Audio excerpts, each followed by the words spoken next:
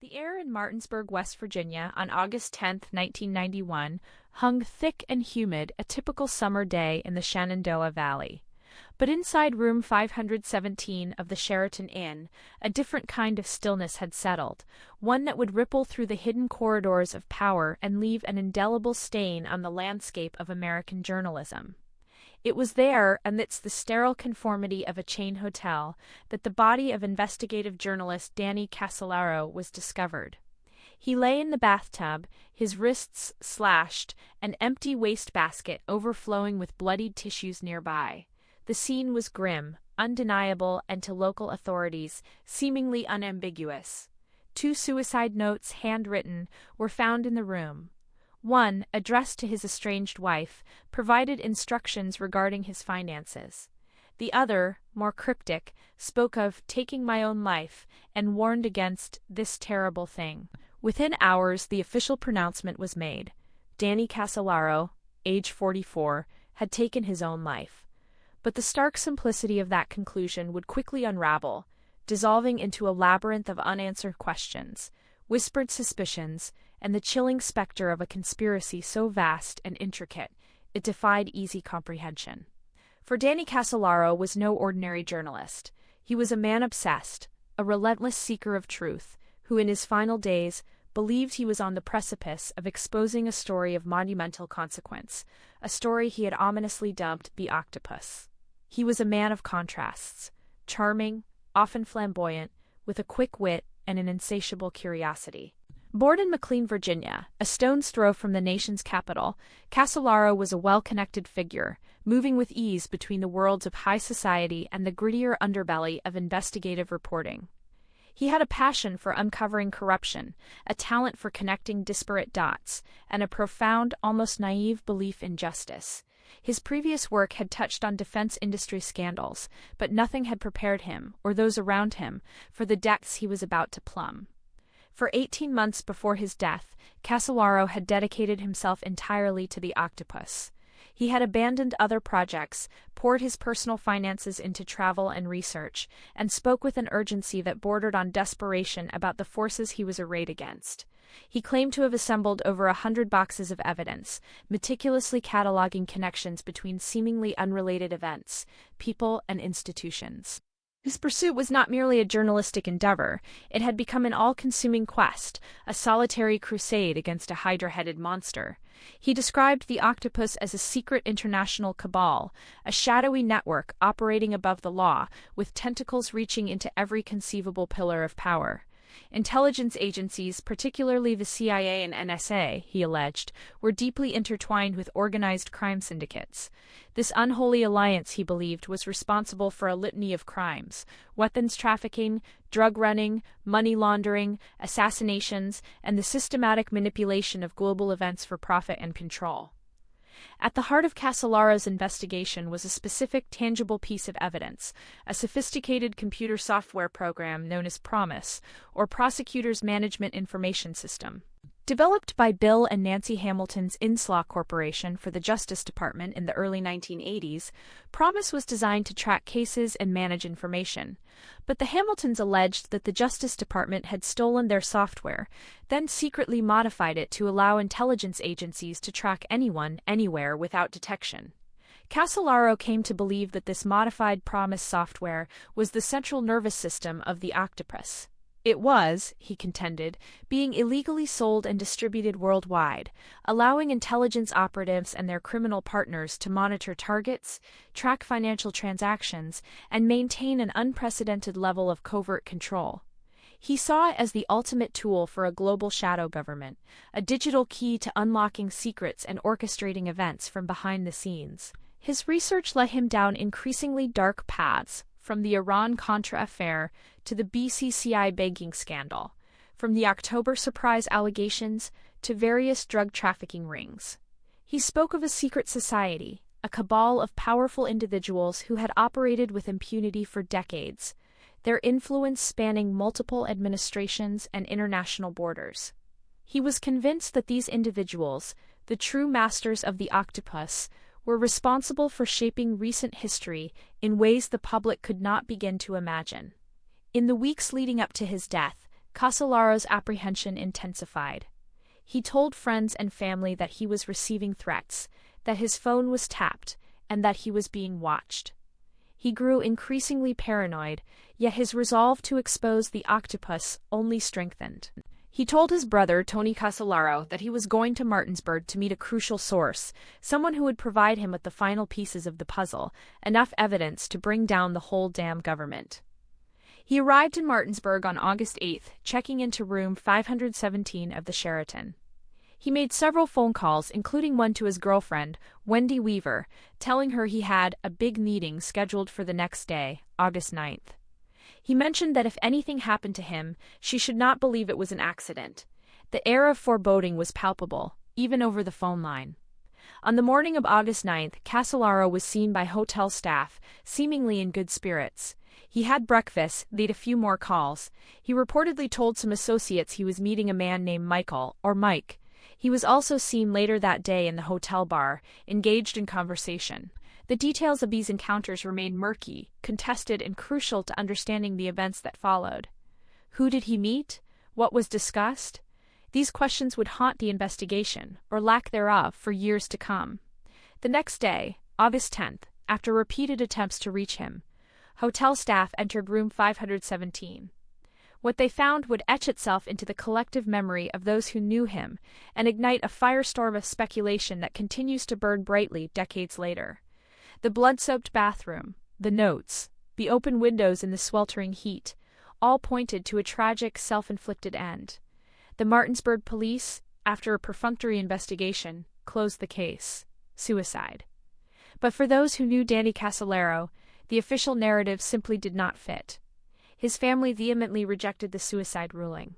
He had a lifelong phobia of needles and blood, making the gruesome method of death seem utterly out of character. His friends described him as a man of immense resilience, not prone to despair, especially when he felt so close to a breakthrough. He had just secured a publishing deal for his book, an achievement that should have filled him with hope, not the darkness that leads to self-destruction. Furthermore, critical inconsistencies plagued the official story. The two suicide notes, while apparently in his handwriting, raised questions. One was written on hotel stationery, the other on a yellow legal pad.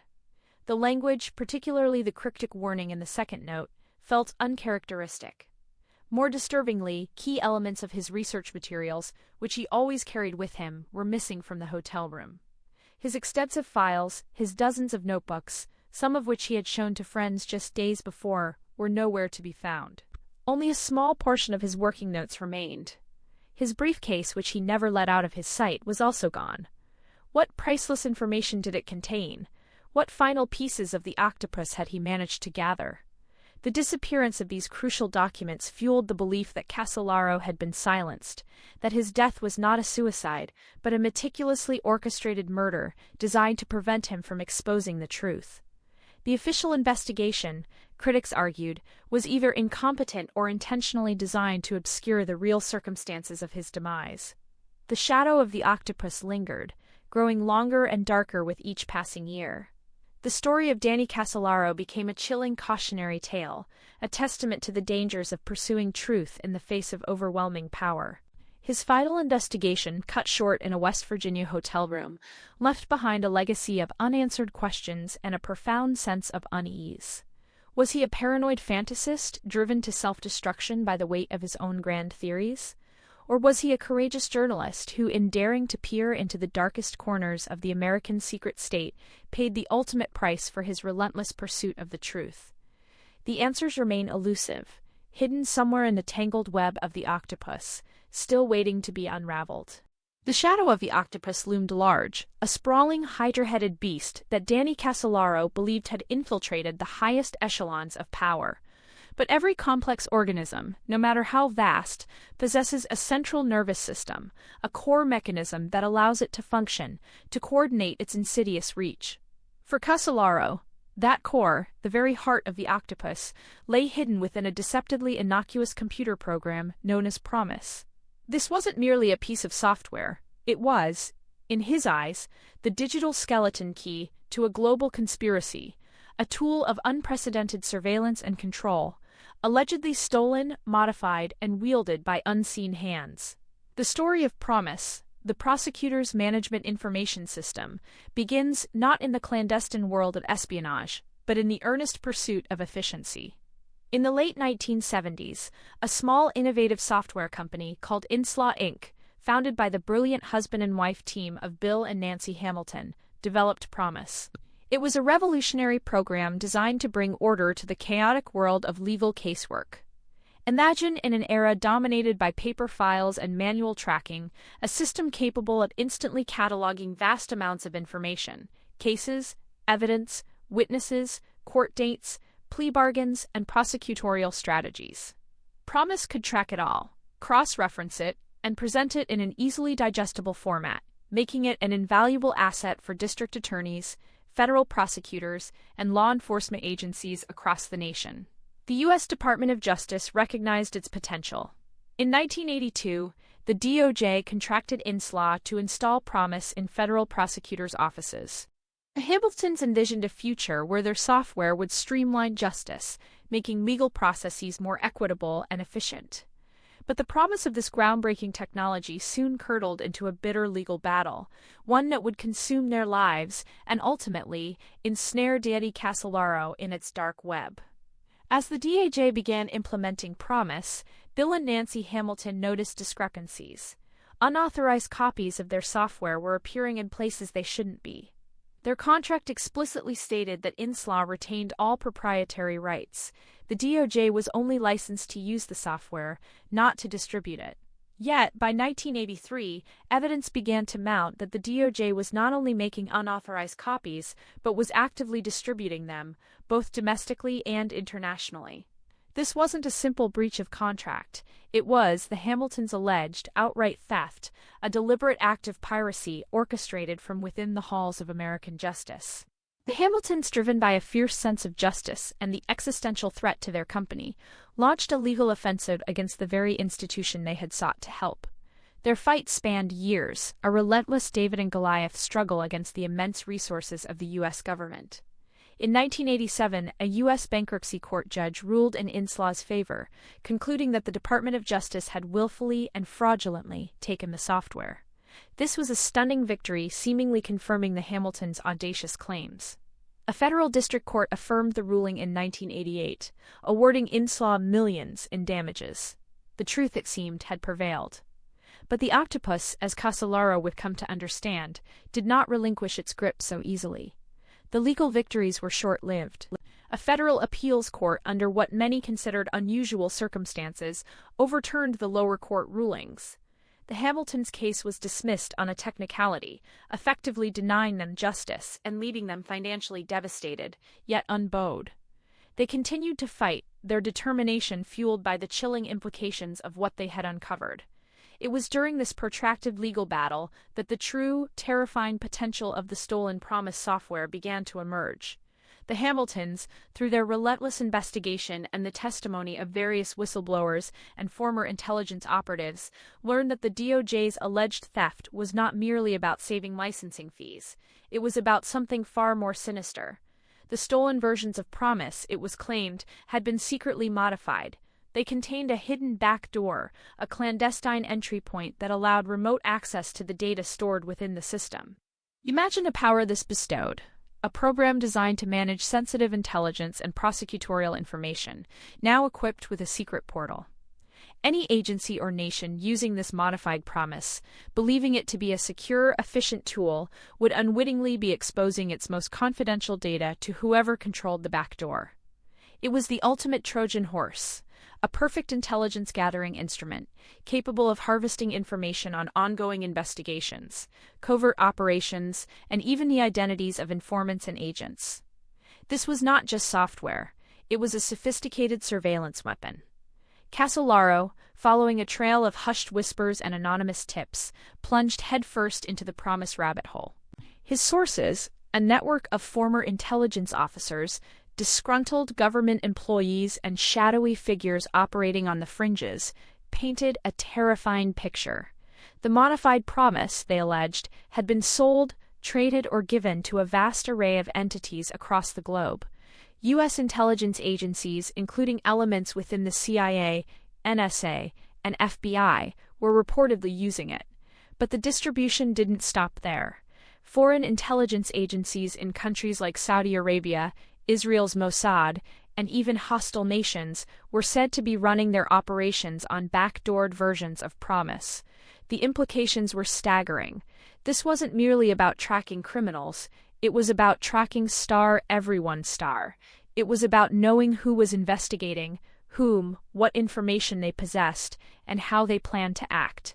It provided an unparalleled advantage, a panoramic view into the operational secrets of friends and foes alike. For Danny Casolaro, this global proliferation of a compromised intelligence tool was the very embodiment of the octopus.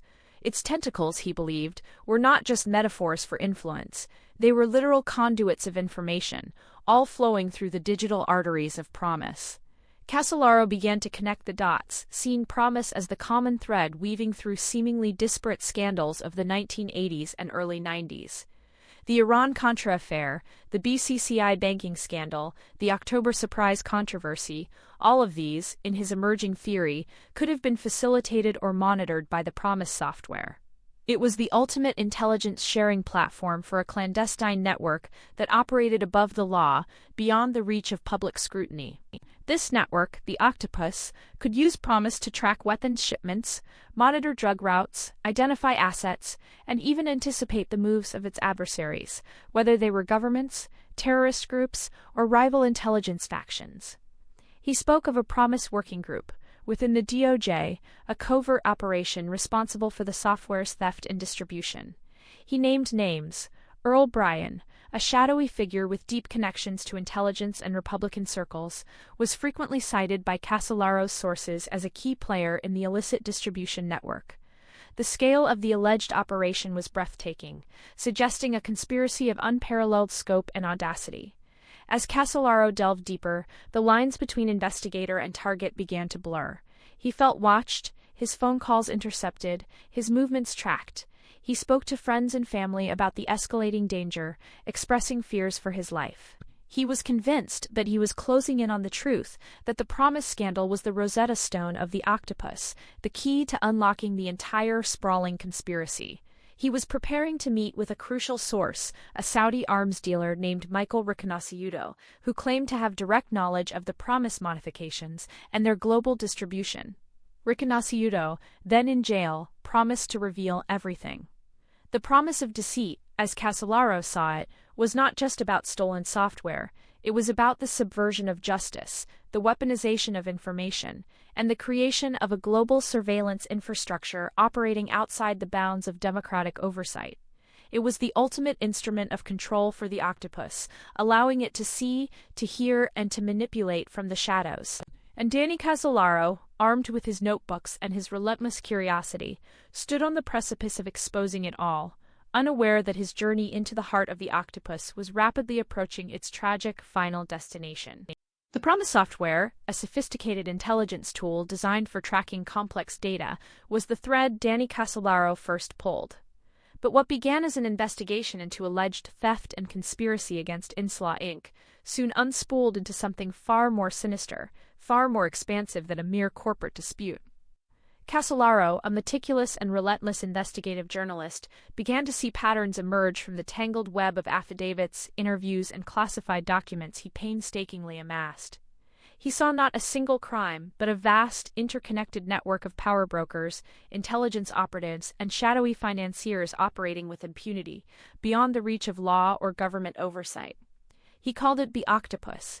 Its name conjured images of an ancient primordial creature, its 8 arms stretching into every dark corner of the globe, grasping, squeezing, controlling. For Casolaro, PROMIS was just one tentacle, a crucial entry point into a sprawling, clandestine organization, whose reach extended from the highest echelons of Washington, D.C., to the deepest recesses of the international underworld. This was no ordinary conspiracy theory. This was a meticulously researched, deeply felt conviction that a shadow government, or perhaps something even more terrifying, was at work, manipulating events on a global scale. As Casolaro delved deeper in the early 1990s, the connections he drew were audacious, almost unbelievable to an outsider, yet chillingly coherent within his emerging framework. He believed the Octopus linked the clandestine operations of the Iran-Contra affair, the audacious financial crimes of the Bank of Credit and Commerce International, BCCI, and the brutal efficiency of organized crime syndicates. These weren't isolated incidents, he argued, but manifestations of the same underlying power structure, orchestrated by individuals who moved seamlessly between official government roles and the murky world of espionage and illicit finance. Consider Iran-Contra, the scandalous arms for hostages deal that rocked the Reagan administration. Casolaro saw figures like Oliver North, Richard Secord, and Albert Hakim, not merely as rogue operators, but as players within the Octopus, utilizing its vast resources and networks to bypass congressional oversight and execute covert policies. The clandestine funding, the secret airstrips, the shadowy middlemen like Adnan Khashoggi, these were the operational mechanisms of a network accustomed to operating in the dark, leveraging its influence to achieve its geopolitical aims, whether it was supporting Central American Contras or negotiating with Iranian ayatollahs. The profits, the influence, the sheer audacity of these operations, Casolaro believed, were all funneled back into the central nervous system of the Octopus. Then there was BCCI, the notorious Bank of Crooks and Criminals International, a global financial institution that collapsed in 1991 under a mountain of fraud and money laundering allegations. To Casolaro, BCCI was more than just a corrupt bank. It was the financial circulatory system of the Octopus. Through its hundreds of branches in 73 countries, BCCI facilitated drug trafficking, arms deals, and the illicit movement of funds for intelligence agencies around the world. Casolaro saw its prominent figures, like its founder Agha Hassan Abedi, and its politically connected lawyers, such as Clark Clifford and Robert Altman, as key facilitators, providing the financial infrastructure for the Octopus's operations. Money, untraceable and immense, was the lifeblood of this network, allowing it to fund its operations, buy influence, and silence dissent. The sheer scale of BCCI's illicit activities, estimated in the tens of billions of dollars, provided the perfect cover for the Octopus's financial machinations, obscuring the true beneficiaries and purposes of these vast sums. And finally, organized crime. This wasn't merely about street-level drug deals or protection rackets. Casolaro believed the Octopus had co-opted and integrated elements of the mafia, powerful drug cartels, and even seemingly legitimate corporations, turning them into instruments of its will. The convergence of intelligence agencies with these criminal enterprises formed a terrifying synergy, where information, resources, and muscle could be deployed without accountability. He saw connections to figures like Robert Booth Nichols, a shadowy individual with ties to both organized crime and intelligence circles, who seemed to embody the very essence of the Octopus's blurred lines between legal and illegal, government and underworld. These were not disparate forces, but rather different arms of the same creature, each serving a specific function in its grand design for control and profit. Casolaro's investigation was not confined to dusty archives or newspaper clippings. He was a man possessed, driven by an almost messianic zeal to expose what he saw. He spent countless hours on the phone, his voice often hushed, his demeanor intense, speaking to a network of sources he claimed were within the Octopus. He hinted at whistleblowers, disgruntled operatives, and individuals who, for their own reasons, were willing to provide fragments of the larger puzzle. He traveled extensively from his home in Martinsburg, West Virginia, to Washington, D.C., and beyond, piecing together the narrative from disparate voices and veiled threats. He met with Bill Hamilton, the founder of INSLAW, whose claims of PROMIS theft had first ignited Casolaro's curiosity. He engaged with Michael Reconoscio, a brilliant but enigmatic computer programmer and alleged intelligence operative who claimed to have modified PROMIS for the Department of Justice, adding a trapdoor for intelligence purposes, and who later became a key figure in Casolaro's investigation, providing tantalizing, if often unverifiable, details. Casolaro saw Reconosciuto as a man who knew too much, a man who had been intimately involved in the very operations Casolaro sought to expose. These individuals and many others offered glimpses into a world of covert operations, technological espionage, and institutional corruption that stretched far beyond the PROMIS case. The deeper he went, the more convinced Casolaro became that the Octopus operated beyond the traditional structures of government. It was a self-perpetuating entity, a deep state within the state, whose members held no official titles, answered to no elected officials, and recognized no national boundaries. Its loyalty was to itself, its power derived from its secrecy, its ability to manipulate global events for its own inscrutable agenda. This was the terrifying realization that gripped Casolaro, that the true levers of power were not in the White House or Congress, but in the unseen hands of the Octopus. His friends and family noticed a profound change in him. The initial excitement of a groundbreaking story had morphed into a grim determination, laced with an unmistakable undercurrent of fear. He spoke of threats, of being followed, of his phone being tapped. He told his sister Lisa, "If anything happens to me, don't believe it was an accident."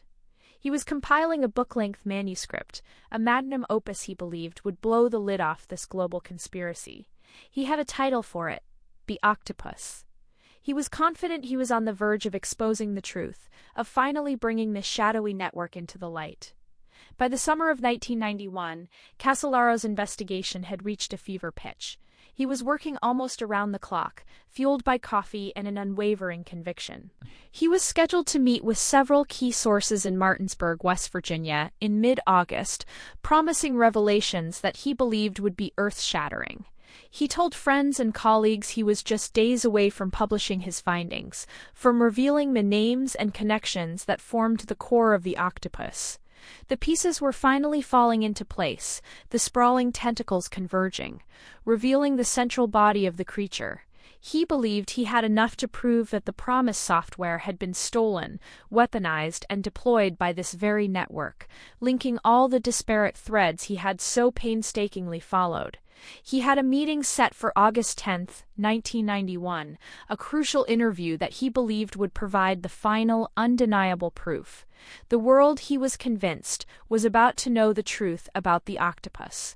But the truth, as it often does, remained elusive, shrouded in shadows, waiting for an unraveling that would never come from him. On the morning of August 10, 1991, in room 517 of the Sheraton Hotel in Berkeley Springs, West Virginia, the search for truth met a chilling, inexplicable end. Danny Casolaro, a tenacious investigative journalist on the cusp of exposing what he called the Octopus, lay dead in a blood-filled bathtub. The official ruling was suicide, a conclusion reached swiftly by local authorities, yet it was a verdict that would forever be shadowed by a constellation of inconsistencies, unanswered questions, and the terrifying implications of the story he was so close to telling. His death ignited a firestorm of speculation, transforming a complex investigation into a profound, enduring mystery that continues to haunt those who dare to look beyond the official narrative. Casolaro had arrived in Berkeley Springs days earlier, seemingly to meet a crucial source, though the identity of this person remains hotly debated. He had told friends and family he was meeting someone who would provide the final pieces of his sprawling puzzle, a puzzle that connected the PROMIS software scandal, the INSLAW case, BCCI, the October surprise, and a clandestine network of powerful figures operating beyond the reach of law. He was excited, buoyant even, brimming with the confidence of a man about to break the biggest story of his career. This optimism, however, stood in stark contrast to the grim scene discovered by hotel staff. Wrists slashed, a blood-stained razor blade nearby, and a handwritten note, purportedly from Casolaro, expressing weariness with life. Pacing cue, deliberate and somber. But the scene itself was deeply unsettling. Casolaro, a man known to be squeamish, particularly about needles, had apparently inflicted 12 precise deep cuts on both wrists. There was no sign of a struggle, no defensive wounds, and disturbingly, minimal blood spatter beyond the tub itself. Friends later testified that Casolaro had explicitly stated, "If anything happens to me, don't believe it was suicide." He had even confided to his son Trey, just days before his death, that he was afraid, but that he was close to breaking the story wide open. These premonitions, coupled with the unnerving neatness of the death scene, immediately cast a long shadow of doubt over the official explanation. The initial police investigation was cursory, almost dismissive. Despite the high-profile nature of Casolaro's work and the potential national security implications, the Berkeley Springs police treated it as a routine suicide. Key pieces of evidence were overlooked or mishandled. Fingerprints were not taken from the razor blades, the bathtub, or the hotel room's doorknob. His extensive research notes, the very heart of his Octopus investigation, were missing from his room, along with a black briefcase he always carried. The only items recovered were a few loose papers and a manuscript fragment, leaving an enormous void where crucial evidence should have been. Pacing cue, accelerate slightly, emphasizing urgency and missed opportunities. The alleged suicide note itself became a focal point of controversy. Initially, no note was found. It wasn't until Casolaro's body was at the funeral home that a hotel employee claimed to have discovered it under an ashtray. Its content was vague, merely stating, "I'm sorry, I'm tired, I give up." It offered no explanation for his sudden despair, no farewell to his family, and no mention of the monumental investigation that had consumed his life. Experts who later reviewed the note raised questions about its authenticity, suggesting it might have been written under duress or even forged. The chain of custody was broken, and its appearance after the initial search only deepened the suspicion that something was fundamentally amiss. Casolaro's family, particularly his sister Lisa, staunchly rejected the suicide ruling. They knew his character, his relentless drive, and his unwavering belief in the story he was pursuing. They also knew of the threats he had received, the strange phone calls, and the escalating fear he had expressed in the weeks leading up to his death. He had told friends that he had been warned to back off, that he was dealing with people who kill. To them, Casolaro's death was not an act of self-despair, but a calculated elimination, a silencing of a voice that had come too close to exposing a dangerous truth. Pacing cue, slow, reflective, focusing on the emotional impact and personal conviction. The Octopus itself was not just a conspiracy theory. It was Casolaro's meticulously constructed framework for understanding a hidden world. He believed he had uncovered a cabal of individuals, primarily former intelligence operatives, who had leveraged the PROMIS software, a powerful data mining program designed by Bill and Nancy Hamilton of INSLAW, for illicit purposes. This network, he theorized, had weaponized the software, selling it to foreign governments and intelligence agencies, embedding backdoors for unauthorized access, and using it to track individuals, launder money, and facilitate illegal arms deals. The tentacles of this octopus stretched from the back channels of Iran-Contra and the shadowy world of BCCI, a bank notorious for its global financial crimes, to the highest echelons of power in Washington, D.C. Casolaro had amassed a vast trove of information, interviewing hundreds of sources, many of whom were themselves intelligence veterans, former government officials, or individuals caught in the crosshairs of this clandestine network. He was a master at connecting disparate dots, seeing patterns where others saw only chaos. His sources included figures like Michael Riconosciuto, a brilliant but enigmatic computer programmer who claimed to have modified PROMIS for the Justice Department, embedding a trapdoor for intelligence agencies. Riconosciuto, from his prison cell, provided Casolaro with a torrent of information, alleging widespread corruption and a deep-seated conspiracy. Pacing cue, steady, informative, building a sense of scale and complexity. The implications of Casolaro's investigation were staggering. If true, it painted a picture of a parallel government, a deep state operating outside democratic oversight, capable of manipulating global events and silencing dissent. It suggested that technology designed to fight crime had been turned into a tool for unimaginable power and control, blurring the lines between intelligence agencies, organized crime, and corporate interests. The Octopus was not merely a criminal enterprise. It was, in Casolaro's view, a fundamental corruption of the very institutions meant to protect democracy. The theories surrounding his death are as complex and interconnected as the Octopus itself. Was he killed by rogue intelligence agents protecting their illicit operations? Was it organized crime whose financial interests were threatened by his expose? Or was it a more coordinated effort, a powerful consortium acting to prevent the unraveling of their intricate web of influence? The precision of the alleged suicide, the missing documents, the quick official closure, all point to a sophisticated operation designed to erase not just Casolaro, but the truth he sought to uncover. Pacing cue. Tense, emphasizing the speculative but plausible nature of foul play. The legacy of Danny Casolaro's unfinished work continues to resonate. His death served as a stark warning to other journalists and researchers delving into similar territories. Yet his story also galvanized a new generation of investigators, who, inspired by his courage, continued to pursue the threads of the octopus. Journalists like Jim Ridgway, researchers such as Sherry Seymour, and documentary filmmakers have spent decades attempting to piece together the fragments Casolaro left behind, often facing their own challenges and threats along the way.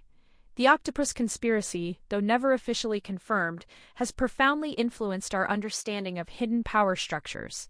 It predates, and in many ways, foreshadows later revelations about mass surveillance, corporate espionage, and the often unaccountable actions of intelligence agencies. Casolaro's work forced a chilling question upon the public consciousness: how much of what we perceive as reality is merely a carefully constructed facade, concealing a deeper, more sinister truth? Pacing cue. Reflective, broadening the scope to societal implications. Danny Casolaro's death did not end the octopus, it merely pushed it further into the shadows. His investigation, though tragically cut short, left behind a tantalizing trail of clues, a roadmap to a world where power operates without transparency, and justice is often elusive. The unanswered questions surrounding his final days serve as a perpetual reminder of the dangers inherent in seeking hidden truths, and the immense forces that will go to extraordinary lengths to keep them buried. Even today, the debate rages on. Was Danny Casolaro a victim of his own mind, overwhelmed by the darkness he uncovered, or was he a martyr to truth, silenced by the very forces he sought to expose? The official verdict offers a simple answer, but the enduring mystery of Room 517, the missing files, and the chilling implications of the octopus ensure that the final chapter of Danny Casolaro's story remains, agonizingly and perhaps deliberately, unwritten. His life and his death stand as a testament to the enduring power of secrets and the perilous journey of those who dare to unravel them. Pacing cue. Slow, concluding with a sense of lingering mystery and profound impact. Subscribe to Study Z for more contents like these.